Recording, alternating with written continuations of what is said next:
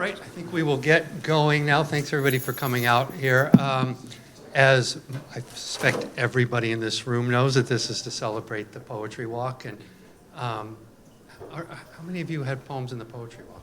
Okay, so almost all of you. That's great. And I just would be remiss in not thanking Karen Bellotti for really all the work that went into this, and the hands-on work. So. This is the third year we have done this, and we are getting better at it, I think. So that's nice. We've had some great keynotes. We had Robert Pinsky was the kickoff. Some of you may remember Rosanna Warren here last year. And we're really thrilled to have Elisa Gonzalez as part of this as well. And I do want to mention for some of you, for all of you actually, that Elisa will also be doing a reading on Monday night at Rogers Free Library in town, in conjunction with the Bermont Fellowship. And it'll be a little different because she's also going to be talking about the intersection of prose and poetry, because she also is a prose writer as well. And I'm not going to spend a lot of time talking about Elisa because I think Elisa's work very much speaks for her, and you will hear it. If you've read the works, you will hear that. And I want to mention the books are for sale. Cue the commercial. Books are for sale in the back through the Roger Williams bookstore. However, they can only take cash, but they might negotiate a drop-in sale tomorrow at the bookstore if you give them your driver's license or something. I don't know what it would be. But anyway, as you'll hear from Elisa's work, it is work that is thoughtful. It is work that is personal. It is work that takes on a lot of issues with questions of self, identity, questions of rage, what it means to observe the world and be in the world at once. And again, I don't want to sit and analyze her poems for you. Only to introduce Elisa and let her work speak for itself. So, thank you.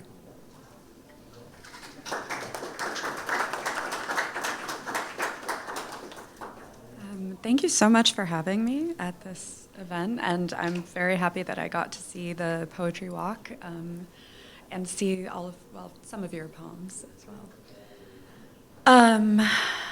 I thought that, can everyone hear me okay? Yeah, great. Slightly more softer voiced than Adam, I think.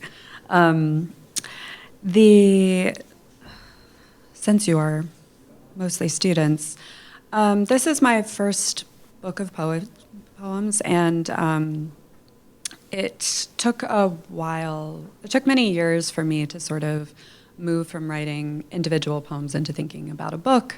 And when I did, I really went back through and looked at basically every poem I had ever written, which was quite a lot. And I began writing poetry more seriously when I was a freshman in college. And actually a few poems that I wrote as an undergraduate did end up in this book, along with some that are much more recent. And I'm going to start by reading one of those so you can have faith in your undergraduate poetry and its future. The Mountain Lion. The mountain lion ate the girl when she went alone to the outhouse at night. The black grass rustled, the black leaves. The lion in the trees leaped. Someone screamed, an owl. Dark everywhere in the forest, then from the lighted house, gunfire, late. She didn't tell her father, who held the rifle, that she was leaving. Everyone will try to keep you always, but it's all right to go to the forest and the animal if you really want.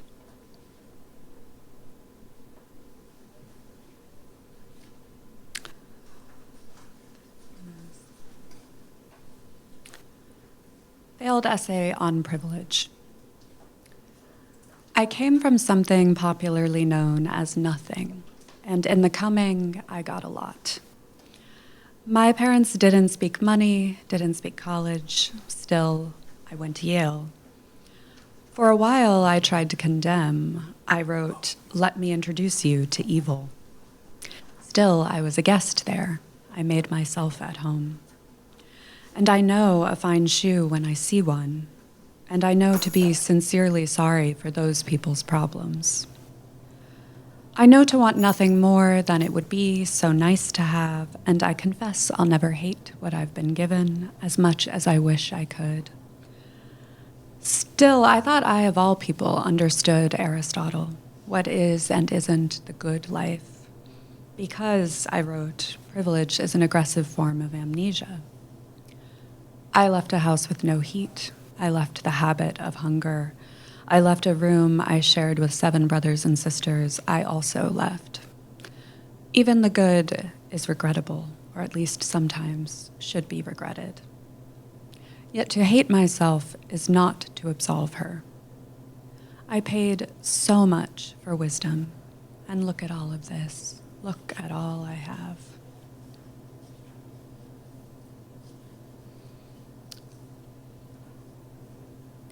Fable. In the spring, ducks kick through reeds spreading shore to shore on the unnamed pond. The air reeks of ducks and thick propagating reeds. The children in the house like to watch from the window, though they turn afraid when the ducks flock. Ducks nip at ankles and toes. The mother and father let the reeds grow without objection, and the pond greens and stinks in the sweaty parts of summer when no one wants to be outside. Sometimes the father takes a gun off the wall and goes out to shoot at the ducks or the deer that come close to the house in the dregs of winter, as if they know something about what's inside and what could be given to them. Apple cores, hard, cracked corn aplenty. The deer stare into the windows. It makes the children sad, the same way the ducks dying makes them cry. But once, for Easter, their father gave them a pet duck, and they didn't take care of it. You see the problem.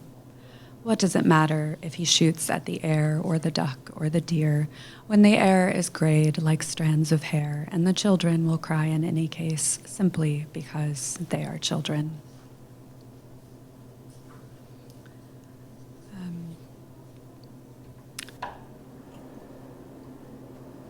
This poem is called Epistemology of the Shower.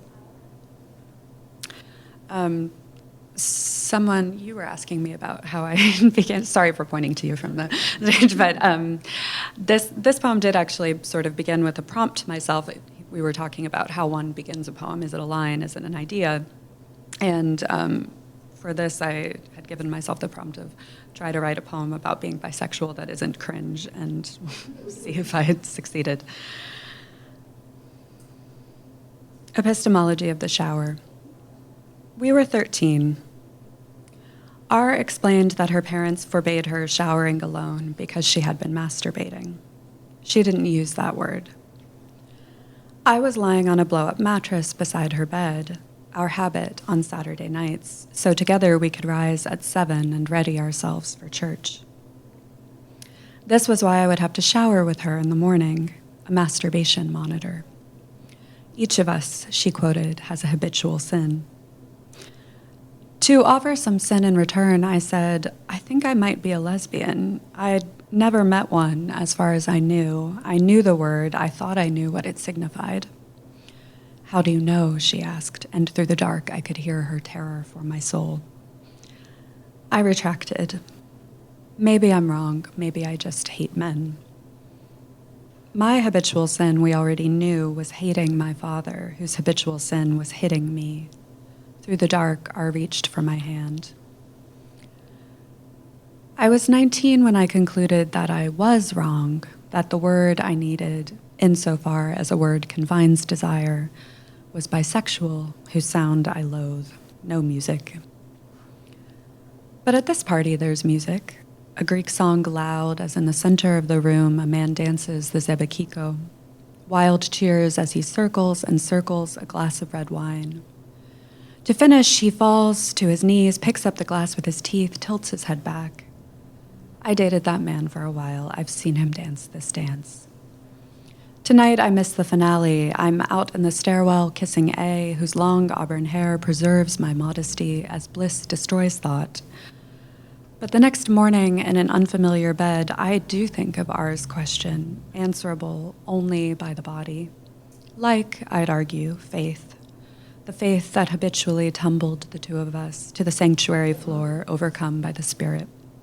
She kept her faith. She grew up to be a godly woman. I racked up habitual sins. I desire such knowledge from this world that if age one day empties my mind, I sometimes think I'd be grateful. Imagination, too, is old habit, assiduously maintained despite consequences. For instance, I can easily imagine damnation, as I did in R's room, my hand in hers, the usual visions of hell. Then the shock of sun, the shock of cold water, some boiler problem. We showered anyway, together as commanded. Shivering, wet, we slid our hands across each other's bodies for warmth, ostensibly. One pretext leads to another. I pretend not to understand the shower's workings so that A will help and then join. And then, I learned you can separate pleasure from disgrace, though it's hard to make a habit of pure happiness when there's so much to know.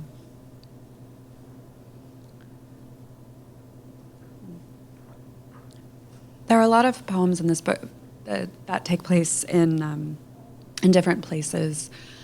I lived for a while in Poland and in Cyprus, and those places both appear here. And then, of course, the landscapes of childhood. I grew up in Ohio, and this gave the book its, to me, the ironic title, the idea of a grand tour and traveling around as the capstone to an education. I think reflects strangely against the journey that we are all making all the time through life. But I'm going to read a couple of poems set in Poland now. Weather Journal, Warsaw. This morning, even before I drew back the curtains, I felt the smog in my nose and chest, a strong smog layering light in the sky, tessellating yellow and pink like a ballerina's tulle. A beauty not consolation, but misdirection, because we go on abiding and abiding, the source of it.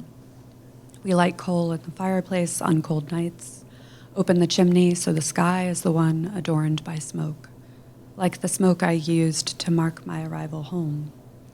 A little yellow house beside the paper factory, my sulfurous youth.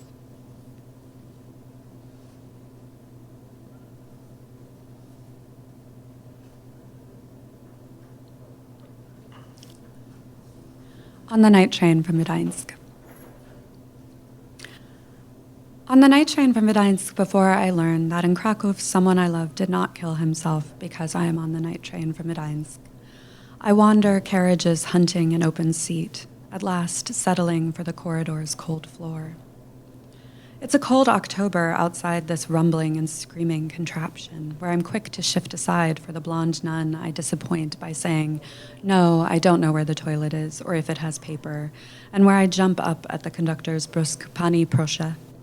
He cups his hand like my father beckoning for me to surrender whatever small thing I loved. But this man needs a second-class ticket to validate my seat on the floor, my back against the cold wall, my hair tangled on a screw. On my knees, I prop the selfishness of others. Przepraszam, I say to everyone angry at my body's inconvenience, everyone who passes, including the nun who returns rubbing germs between her palms. Forgive me that I have a body, a thought I've had many times. My father, who hated my body, asks me to stand. No, it's the conductor talking, again, as if we're new to each other, as I've greeted people whose nakedness I regret touching. Forgive the weakness of the mind confronting the shames of the body. I thank the conductor. I cover my face with the selfishness of others. I close my eyes. This is before. I am telling a story of before. Before I learned to purchase first-class tickets, to choose trains from this millennium, not this creaking and wailing artifact, where an old woman wraps the conductor's shin with her cane as she berates him for the lurch, the crush, assigning him sole responsibility for all of Poland's trains, which he refuses. Forgive me for the sins of others. That's not something people say if they can help it. This is before again. Before the nun disembarking at a town I recall only as fluorescence, and the screech of brakes gives me her window seat for nothing I have done. The world becomes perfect in its repetition of vanishing, flash of light, then dark, again and again, signs of people I'll never meet. Many years before I arrived in Poland, I pictured myself wandering alone, away from my father's house, not realizing I was a child and children are the most hopeful narcissists. That wandering happens alongside others. What else didn't I know? That I would love places glimpsed through dirty glass, that now fondly I think of the couple splitting a ham sandwich, mayonnaise smeared beside me, and how suspiciously they regarded my hands. That I'd love that stupid sandwich, the dry, overheated air, the blushing ugliness of faces such as mine. The windows chill against my cheek, even that, despite its comfort. The conductor who once again checks my ticket. When I was young, I believed that one loves only what deserves love. Forgive me, Father, I said that I am hateful. Glow of towns with names invisible passed by in a wheezing and roaring beast. Memory of childhood is a history of error. So I think on the night train from Gdańsk to Krakow, believing I am experienced enough in the deedle web of selfishness and love to pack the book away. Forgive me, he said, for even thinking about it. I thought about it before I thought about you finding my dead body. What else could I do but thank him? What else don't I know I've been spared? By others, by the faults of memory.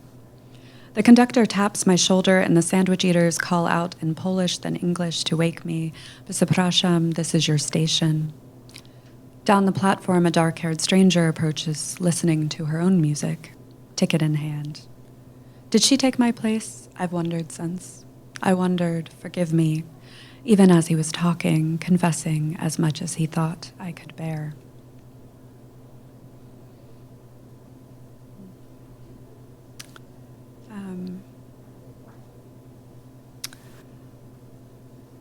This is a poem set in Cyprus. It's called First Month in Nicosia. In our dreams, starlings fly roundelays above a city of ruins and tumble down into invisible trees, confused but alive. Out of the dust blots at first what seems a starling, what is a drone. Ah, here in these streets 700 years old, the disappointments of modernity patrol. Someone is shouting, what do you know? What do you even know? And I'm going to read 3 more poems. This one is...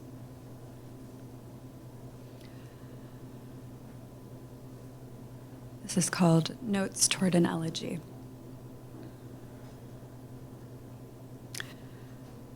The Cypriot sun is impatient, a woman undressed who can't spare the time to dress, so light like a vitrine holds even a storm. One day in the old city, a pineapple rain, and I'm on my way home from the pharmacy carrying my little bag of cures. Refuge at the cafe in the nameless square. Nihal brings espresso poured over ice, turns off the music. We listen to rain fall through the light until the end. White wine greening in a glass, lion rampant in the sky, moon reclined gorgeous in her silver shift, polished newels, door askew in its frame. Hot mornings, hot apple tea, honeyed, the mountains of fist knuckled on the horizon. Dust is coming, dust is not yet here. Whenever her hands dance, I tell her how beautiful. She says there's so much other movement I do not perceive, and I accept the presence of dances invisible to me. Figs in the tree, figs on the stones, stains of rotting fruit spread in shadow at the sun's whim, that steady dissolution of body into form that signals the progress of a masterpiece. Copper bowl in her hands. In the bowl and the hands, olive leaves burn. I ask her to read to me. I like the way her voice handles words. What will she read? First she laughs. It's a good day to laugh. The coffee is strong and the light. Why read when we can talk, when all our friends are here? My perversity is silence, a shudder stopped in the throat. When all the time I hear her voice, I am glad my soul met your soul. Examples of what I do not know. It's just that for a time I took love out walking with me everywhere, and sometimes I thought, child, whose is this child? When it played in the square. A sunshine creature, terrifying. Yet still I looked at it like I've never looked at a stranger who promises water to the waterless for nothing. And now I lie awake pretending everyone in the world lies still the way the living are still. Not entirely, never entirely.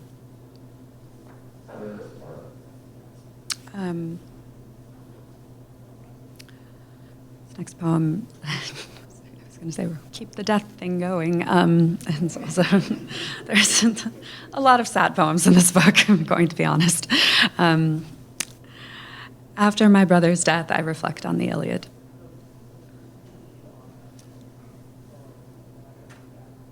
The water cuts out while shampoo still clogs my hair. The nurse who swabs my nose hopes I don't have the virus. It's a bitch. The building across from the cemetery calls itself life storage. My little brother was shot, I tell the barista who asks how things have been and tip extra for her inconvenience. We speak only to the dead, someone tells me, to comfort, I assume, or inspire. But I take it literally as I am wont, even my shut up and fuck and let's cook tonight. Those are for you, Stephen. You won't come to me in my dreams, so I must communicate by other avenues.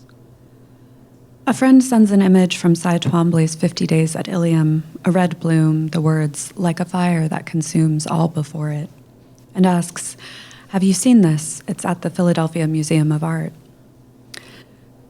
If I have, I can't remember, though I did visit with you when you were 11 or 12, when you tripped silent alarm after silent alarm, skating out of each room as guards jostled in, and I, though charged with keeping you from trouble, joined the game, and the whole time we never laughed, not till we were released into the grand air we couldn't touch and could. You are dead at 22. As I rinse dishes, fumble for keys, buy kale and radishes, in my ear, Priam repeats, I have kissed the hand of the man who killed my son. Would I do that, I ask as I pass the store labeled signs. I've studied the mugshot of the man who killed you. I can imagine his hands. Of course I would, each finger even. To hold your body again, and to resurrect you? Who knows what I am capable of? If I were. Nights, I replay news footage, your blood on asphalt, sheen behind caution tape. Homer's similes, I've been told, are holes cut in the cloth between the world of war and another, more peaceful world. On rereading, I find, even there, a man kills his neighbor. Let Achilles cut me down as soon as I have taken my son into my arms and have satisfied my desire for grief. This, my mind's new refrain in the pharmacy queue, in the train's rattling frame. The same friend and I discuss a line by Zbigniew Herbert, where a distant fire is burning like a page of the Iliad. It's nearly an ontological question, my friend says, the instability of reference.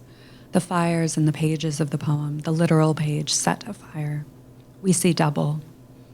You are the boy in the museum. You are the body consumed, ash. Alone in a London museum, I saw a watercolor of twin flames, one black, one a gauzy red, only to learn the title is Boats at Sea. It's like how sometimes I forget you're gone. But it's not like that, is it? Not at all. When in this world, similes carry us nowhere. And now I see again the boy pelting through those galleries, a boy not you, a flash of red, chasing or being chased. Or did I invent him? Mischief companion, brother. Listen to me plead for your life, though even in the dream I know you're already dead. How do I ensure my desire for grief is never satisfied? Was Priam's ever? I tell my friend I want the page itself to burn.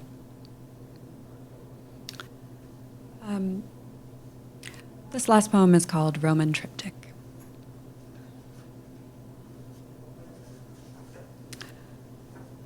One. Red stones piled in square towers, red roads cruise aqueducts. Blue chain by the door strikes a bell. From our gold-draped room, the windows with their astragals and sashes glass out the bottle green hills. I hold her naked on the carpet, my body spilling out of my lavender dress. Body, if you could be forever spilling out of your lavender dress. 2. Twin redheads fondle twin Barbies, sliding sateen dresses on and off the dolls' voluptuous physiques. I tread on a grate and in a cloud of vertiginous steam see in a store window my hands disappearing under a mannequin's skirt. The noise of a drill down the avenue like whipped cream shooting from a can. 3. My hair tangles her fingers till I unknot it, and I unknot it as I've done many things to detach myself from pleasure. She says the words I use remind her that she is reading a poem, referring to the above vertiginous. Reader, I want you to know you are reading a poem. What is the point of talking otherwise? Thank you.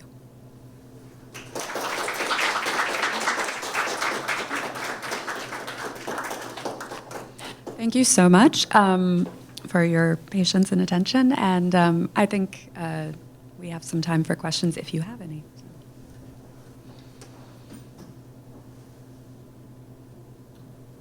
Okay. You first. So, this might not be the best question, but what would you say inspired you to want to start collecting the poems you wrote into, I guess, a short booklet book? What made you want to do that? I mean, I think I had been sort of actually avoiding it for quite a while. There was a kind of, it had taken me a while, I suppose. As I said at the beginning, I'd started thinking of poetry and writing prose as well more seriously in college, and had been, I did an MFA afterwards. I certainly was taking it seriously, but there was something about the idea of a book which for a while I was having kind of a hard time imagining. Like, I think that I thought, I know that I thought that it would present itself to me as a sort of perfect idea, and I would just know that the poems that were in the book needed to be in the book. And in fact, that was not what happened. It was just about starting to assemble. So actually, a former teacher of mine gave me a kind of come to Jesus sort of talk, like you need to just go ahead and do the book. And I think once I sort of gave myself that permission and also that task, it actually came together fairly quickly. But I needed to be able to imagine that I could do it, I guess. How did you figure out and know how to structure the book into 4 different parts? Yeah. Trial and error, I would say. I wasn't like, oh, it'll definitely have 4 parts or it'll have any parts or something. But the first thing I did was to just choose what I thought were the best poems and then sort of keep whittling it down from there. And a lot of it I have found in putting the book together is there's one really key hurdle, which is starting to think of the book as like it's kind of like its own poem. And so there are poems that I thought were good, that I liked, but I couldn't fit them in or they didn't work. So I had to like jettison them, and that was painful.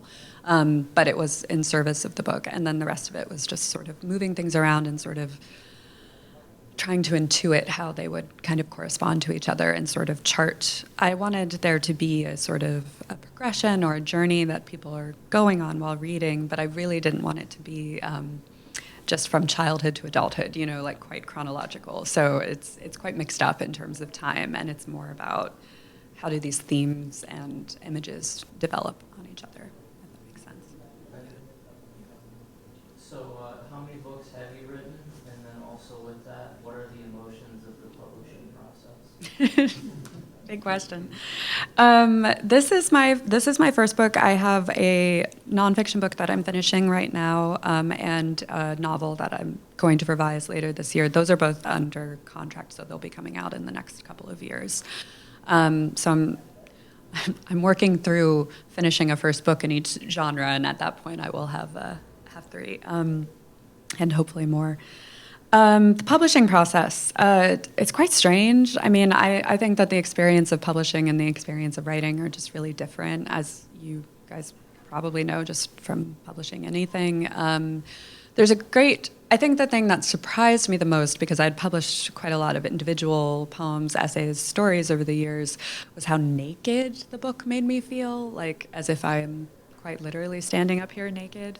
I think there's something about sort of putting so much of yourself, not just personal material, but like time and effort and care and things, that is an extraordinarily vulnerable position to be in. And it's certainly one that can be difficult. It can also, of course, be exciting when you feel like maybe all that, you know, work like actually did lead to some sort of genuine communication with another human being. So. I know there was a poem where I believe you mentioned that you were writing ever since you were like 6.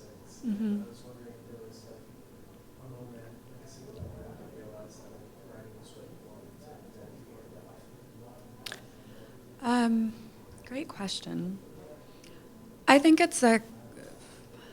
I really think that it's more like it's a commitment that has been renewed often, because there's been a lot of times in my life when I had to sort of maybe make a choice, like for instance about a job or something, and I've tried to hew always closely to a decision that has given me more time to write, more freedom, that kind of trying to find the way through the world that, like, you know, is mostly not incredibly supportive, and often the demands of everyday life are very much in conflict with the needs of writing. But I did also, I did have a very crucial encounter with a teacher when I was a freshman in college, who was the first person to say to me that I could be a writer. And I do think that I maybe needed to hear it from someone else. So I think that, you know, teaching these spaces are very powerful. Anyone else? Yes. What's the easiest to write, fiction, nonfiction? It's whatever I'm not writing at that particular moment. And it's quite serious. They all have their own challenges, but we were just talking earlier about how I'm like, as soon as I've been working a lot in prose in the last few months, especially very concentrated, and I'm like desperate to write poetry. I'm like, poetry is the true easy thing. It's always better. But sadly, all writing is hard. What are common traps that you found in writing that you think would be good advice for the next generation of writers to try to not fall into these situations?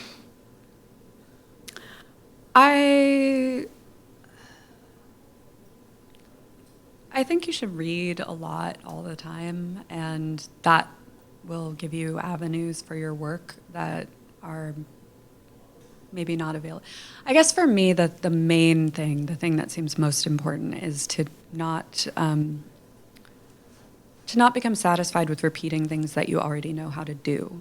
I think that sometimes the most uncomfortable space of writing is when you're not actually quite making anything work yet, because you're still trying to sort of figure out maybe how to write a new kind of poem or a different sort of story or something, but that's also where the most interesting stuff is going to happen. And I think in order to sort of keep developing as a writer, you do have to my experience is that you have to quite deliberately like challenge yourself to like not repeat yourself, not do the things that are comfortable. And I think that does apply across all the genres. It's because also if you know, people start praising you for something, it can be very tempting to just keep wanting to do that over and over and not risk potentially failing by doing something that you're not sure if it works. So I would just encourage you to look around widely and to interrogate your own comfort. That might be a good, if somewhat dispiriting note to end on. I'm not sure. It's hard work, but it's worth it, is what I would say. Thank you so much.